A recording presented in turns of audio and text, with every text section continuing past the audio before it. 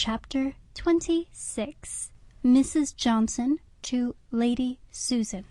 Edward Street. I am gratified by your reference, and this is my advice, that you come to town yourself, without loss of time, but that you leave Frederica behind. It would surely be more to the purpose to get yourself well established by marrying Mr. de Courcy, than to irritate him and the rest of his family by making her marry Sir James. You should think more of yourself and less of your daughter.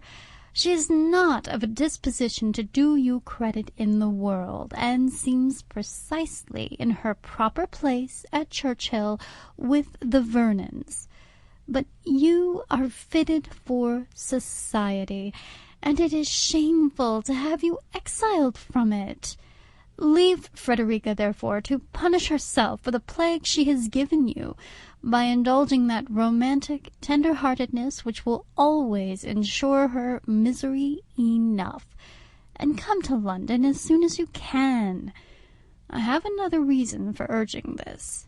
Mainwaring came to town last week, and has contrived, in spite of Mr. Johnson, to make opportunities of seeing me.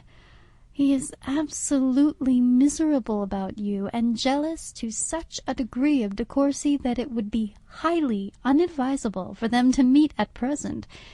And yet, if you do not allow him to see you here, I cannot answer for his not committing some great imprudence, such as going to Churchill, for instance, which would be dreadful. Besides, if you take my advice and resolve to marry De Courcy, it will be indispensably necessary to you to get Mainwaring out of the way, and you only can have influence enough to send him back to his wife. I have still another motive for your coming. Mr. Johnson leaves London next Tuesday. He is going for his health to Bath, where, if the waters are favourable to his constitution and my wishes, he will be laid up with the gout many weeks. During his absence we shall be able to choose our own society, and to have true enjoyment. I would ask you to Edward Street, but that once he forced from me a kind of promise never to invite you to my house. Nothing but my being in the utmost distress for money should have extorted it from me.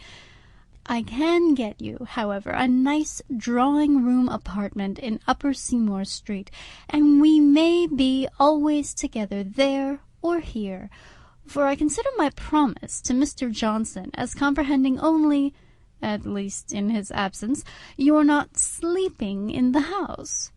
Poor Mainwaring gives me such histories of his wife's jealousy. Silly woman to expect constancy from so charming a man!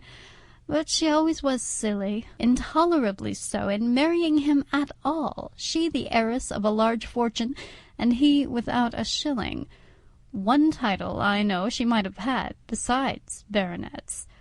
Her folly in forming the connection was so great, that though Mr. Johnson was her guardian, and I do not in general share his feelings, I can never forgive her. Adieu. Yours ever, Alicia.